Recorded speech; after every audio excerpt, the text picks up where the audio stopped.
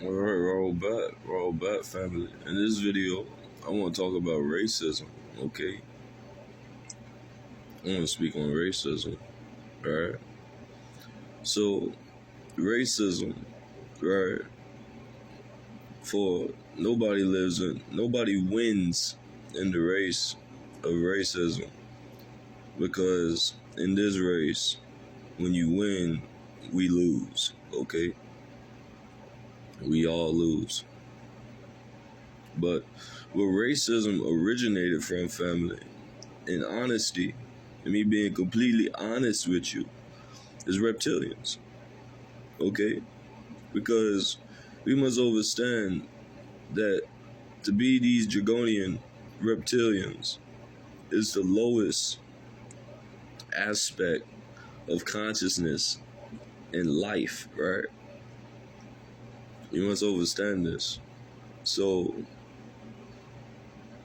with that being said, these reptilians, so we all have seen albino reptiles within nature, okay? So these albino reptiles in the reptilians' belief, right, in their religious belief, keep that in mind too.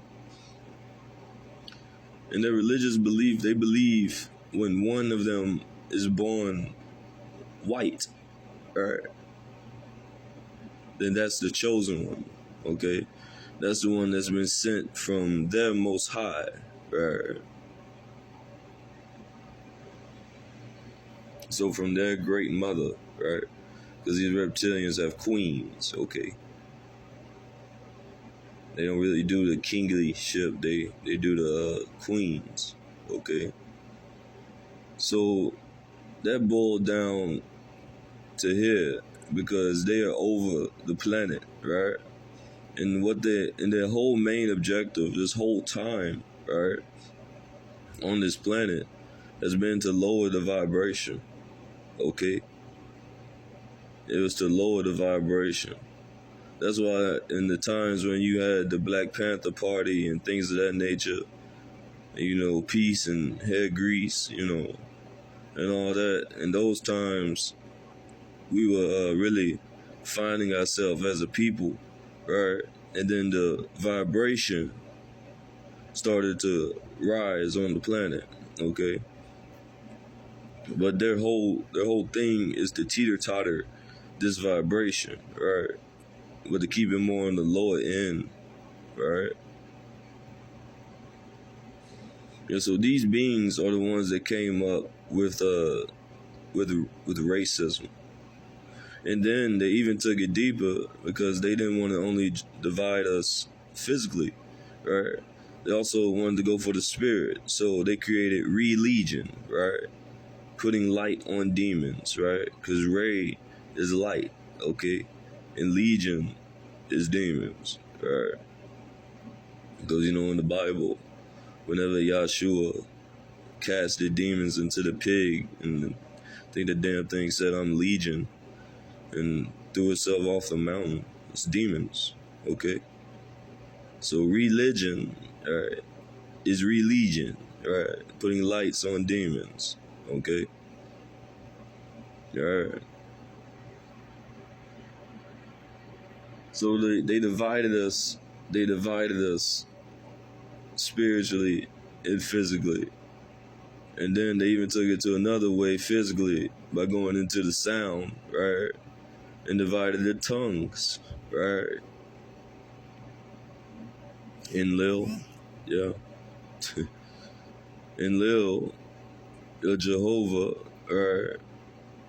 The God that walked in the cool of the day with Adam and Eve is the one that destroyed the Tower of Babel and then split and divided the tongues. Because what was happening in those times, it was the times of Atlantis, okay?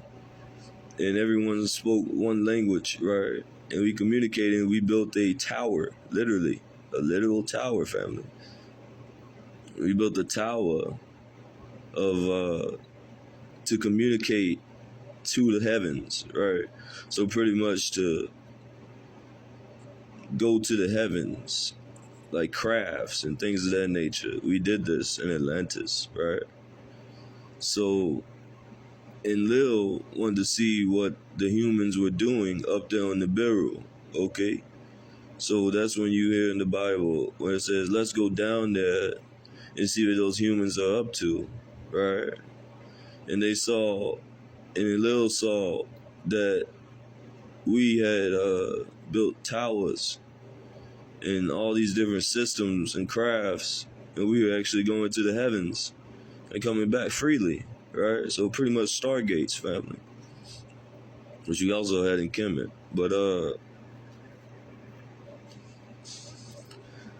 But yeah, and Lil ain't like that, so he destroyed it, right?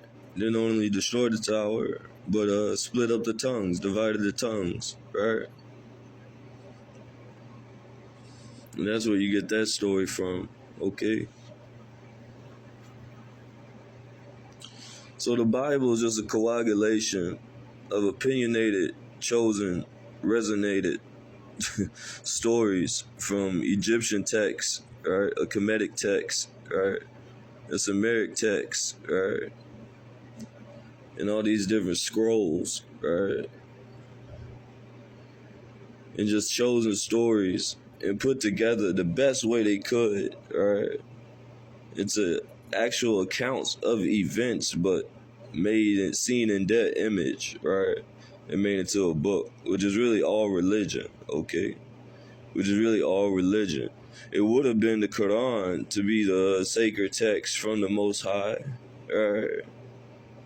But it ain't turn out that way. Oh boy, burnt them, right? Burnt the original pages, right? So the Quran has even been tampered.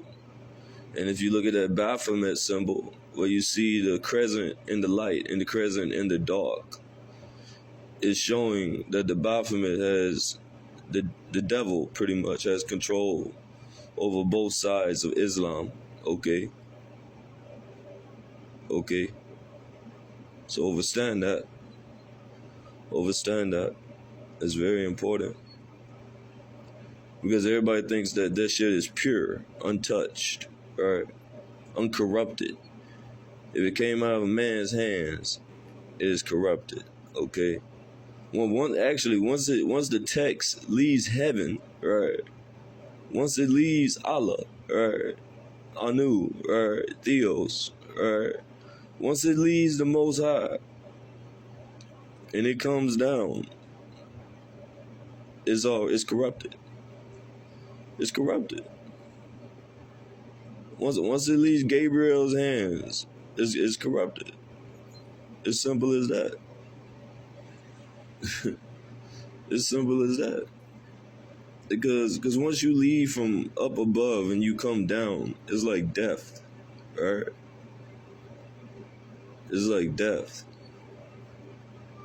So you're dying for life, right? Because this would be a new life, right?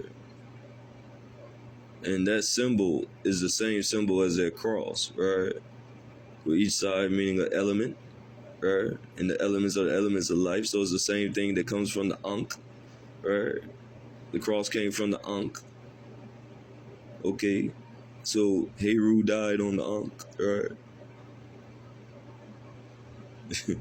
Right. Yahshua died to show us a beginning, right? Of life, of a new life. Right? Do you see the symbolism that they play here? But you believe it was a physical death. Right? Now there's beings that did die on the cross, like King David, okay? And I also believe Barnabas, right?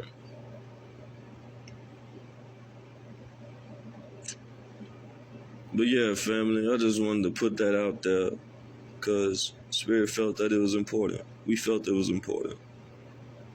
I love you all because we are all one, right? And we can't have us without you. Spell it. Wadu.